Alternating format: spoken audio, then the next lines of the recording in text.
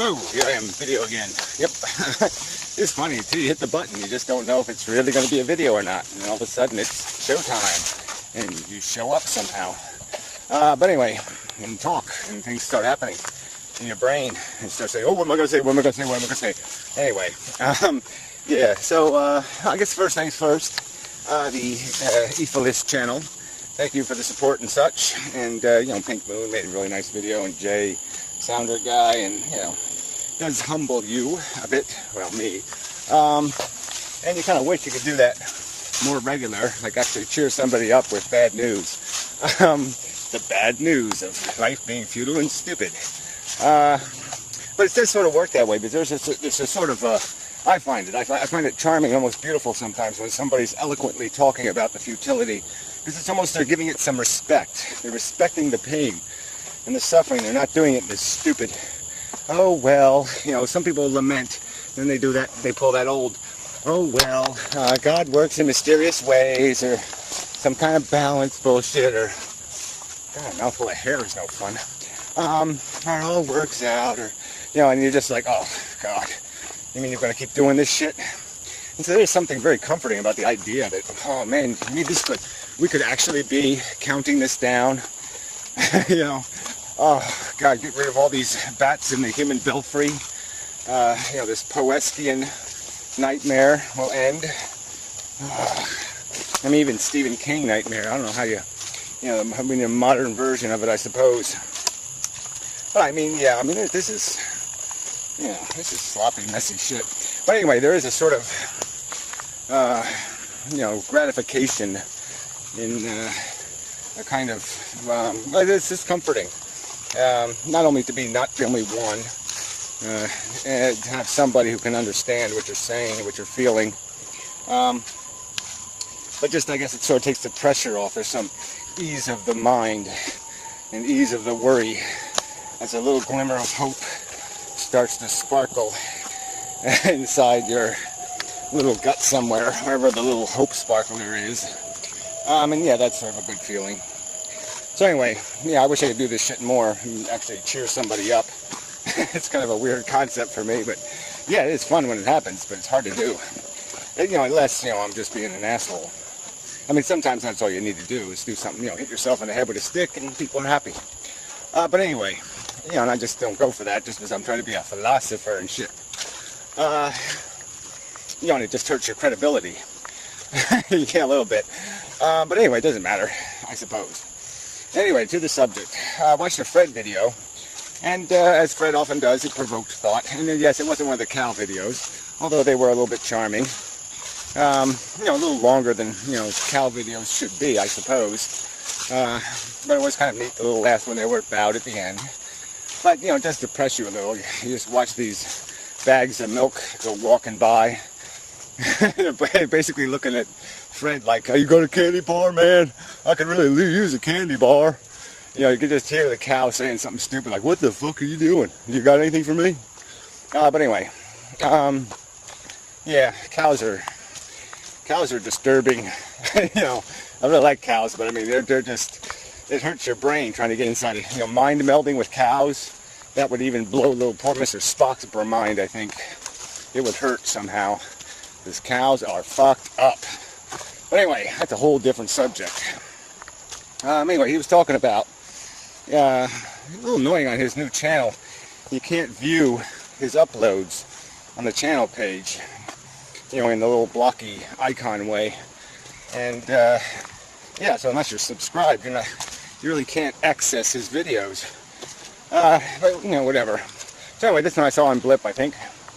So he was talking about an alternative to antinatalism, which would basically be a kind of cloning or an immortality through mind transference. So, you know, he made it more elaborate than I think it needs to be. But you basically create a body, a zombie body, and transfer yourself into it at some point.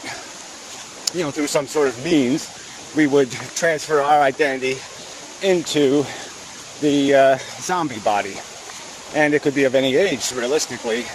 So you could be like a 70-year-old man living in a, you know, 10-year-old kid, which would be a little bit awkward, probably. But it does raise all those kind of questions. Like, wouldn't that be bizarre if you didn't know whether the 7-year-old you were talking to was actually a 7-year-old or really 700 years old and just playing 7 years old? Yeah, it'd be interesting. It's hard to say, like, where I was more comfortable in my life with my body. I mean, it was kind of neat being a kid, just because I was kind of small, and so everything was really very coordinated and kind of easy, just because there was none of this high center of gravity thing. So that was kind of neat. You know, it's just lots of advantages. It's nice to have that nice healthiness of youth. So, I mean, how far back would I go? You know, what would be my preference? And if you could do it really easy, let's say the transference thing was really easy to do. It only took 30 minutes or something. Yeah, then you could just play every day. You could just put on a different body. You know, have a whole row of them, you know, in the closet, and just put on your new body for the day. You know, the person you want to be that day. You know, be kind of interesting. But yeah, of course you'd be playing with your consciousness then, so who cares? It'd be your risk, all the rest of it. So we wouldn't have the imposition problem anymore. You'd still have the nature problem, because we still got to unravel their victimhood. And that's a whole subject in itself. Our obligation to the retarded, to the incapable of the incompetent, however you want to describe it. Those who need some wiser authority to act in their behalf. So it doesn't do much for that part of the equation. The 99.99% of sentient life that's living in, you know, hell. So it doesn't fix that part of the antinatalism problem. But anyway, it does raise some. It does tend towards the virtual reality argument.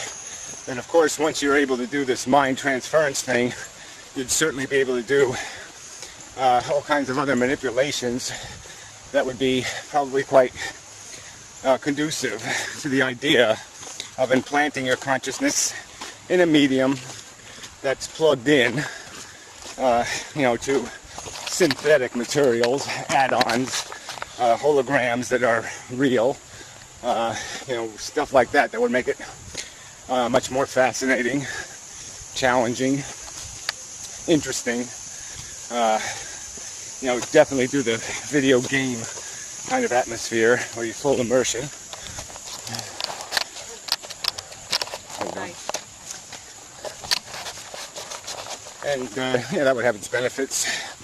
But again, this is all to entertain a notion of need. Like, we got to keep doing it. And something I've sort of discovered over the last month or so is that it's just really weird how this, you know, your hunger, your passion for something can be transferred or just kind of cut off in kind of simple ways. I mean, it can still exist, like you can still be hungry, but you can need less interesting food, for example. Or, you know, even the relationship thing. I mean, I found myself in kind of a weird position. Well, I don't want to get into that. But the point is I would have thought, like, if the same circumstance came up 5 years ago, I would behave completely different than I'm behaving this time. And it seems strange that, I mean, there doesn't seem to be any difference in who I am or how I react physiologically to the idea.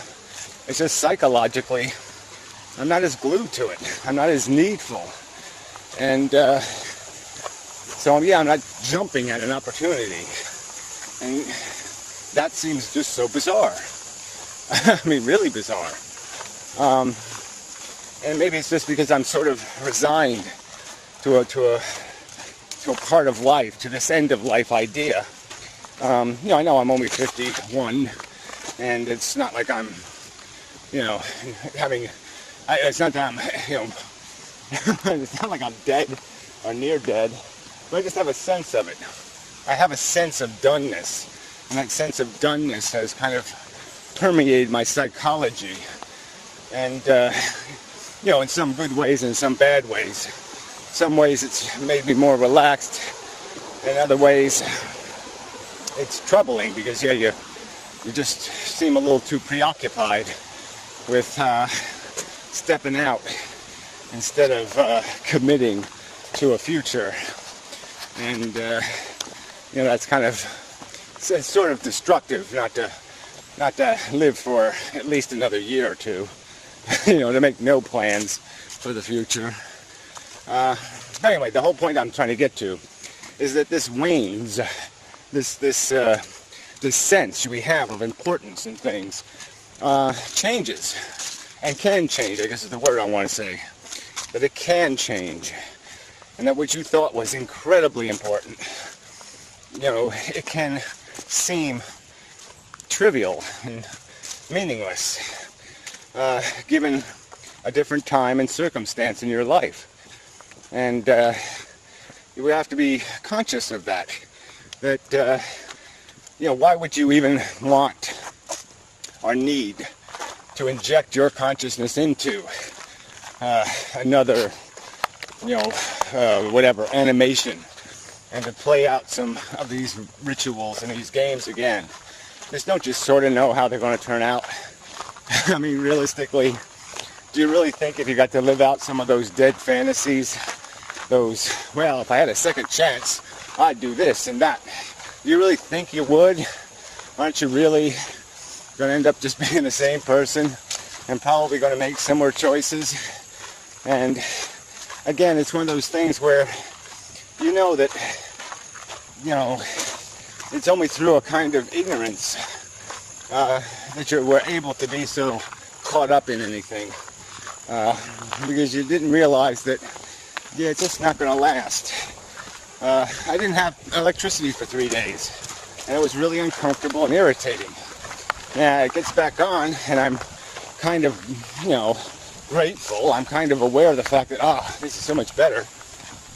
But it lasts about a day, and then a day later, I'm like bitching about everything again. Everything's right back to where it was. So it's just completely worn off. This heightened perspective I had, this heightened appreciation, and that has that sort of rings true for what we think we want, what we think will satisfy us. And the bottom line is it won't, because there's this deprivation game that has to be played. And that's what it's sort of feeding on. I guess that's another point I sort of wanted to get to, is that anything that cuts at the deprivation, cuts at the desperation, like being more relaxed, kind of diminishes in a weird way. Not in a weird way, in a very, it should seem obvious to us, but I don't know why it isn't. It wasn't obvious to me. Yeah, there's slices at what you can derive out of it, what you can gain from the experience, how much potential it has to really rock your world, so to speak. And so yeah, aren't you really just sentencing yourself to, you know, you still have to maintain some sort of negative state. And I would just think that the more, like say if you could live forever and just keep jumping into different bodies, unfortunately I just think it'd become too smart for it. You just couldn't behave like a 13-year-old again, or a 15-year-old. You just couldn't get caught in the same traps of desire and need that was exaggerated because you thought it was going to solve more than one problem. Or that you thought it was going to solve the whole life problem, when it's only going to fix one little part. And that we all have a list of you know, our brain just keeps putting new things on the list of irritation or imperfections. It's like noticing them in yourself. If I had the power to fix my imperfections, I would just keep fixing. I mean, you know, there'd be almost no end to it. Because as soon as I fix one thing, I'll notice something else, and then something else, and then something else. And I'll just keep modifying. It's not like that with painting a bit. You never feel like it's done.